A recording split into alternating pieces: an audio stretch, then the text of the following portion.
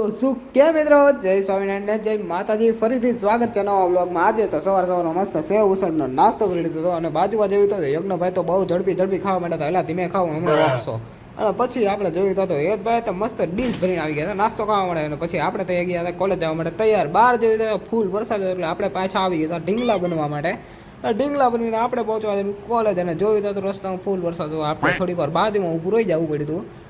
અને પછી આપણે પહોંચી ગયા હતા કોલેજ. અને કોલેજ જઈને તો વરસાદ બંધ થઈ ગયો હતો. પછી આપણે વળી ગયા હતા ક્લાસમાં. અને ક્લાસમાં જઈને જોયું તો બધા ખબર નહીં શું કરતા હતા. ને આપણે તો ખાવાનું કામ કરવાનું હતું, એટલે આપણે થોડું ઘણું ખાઈ લીધું હતું.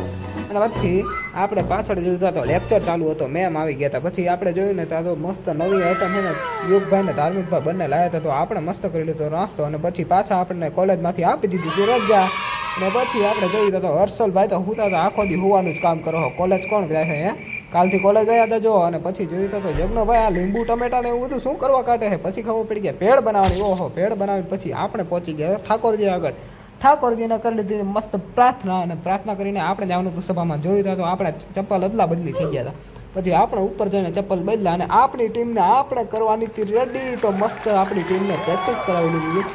અને બધા તબલાવાળા હાર્મોનિયમવાળા થઈ ગયા હતા રેડી. અને આ બાજુ જોઈને તો હર્ષલભાઈ શું કરો, એટલે હાર્મોનિયમ વગાડતા શીખે, એમ ન શીખી જવાય. અને પછી આપણને પકડાઈ દીધું હતું માઇક અને કરી લીધી હતી મસ્ત સભા. પછી અમે બધા નીકળી ગયા હતા ખાવા માટે. અને જોયું ને તો એક ભાઈ તો મોબાઈલમાં મસ્ત હતા, બહુ બિઝી હે. અને પછી આપણે રાત્રે કરી લીધા હતા ઠાકોરજીના દર્શન. અને ઠાકોરજી તો પોઢવાના હતા, એટલે હર્ષલભાઈ આપણા પૂજારી છે, એ ઠાકોરજીને પોઢાડતા હતા. તો ઠાકોરજીએ પણ કીધું છે તો એને વિડીયોને લાઈક શેર અને સબસ્ક્રાઈબ કરતા જજો હો ને. હા.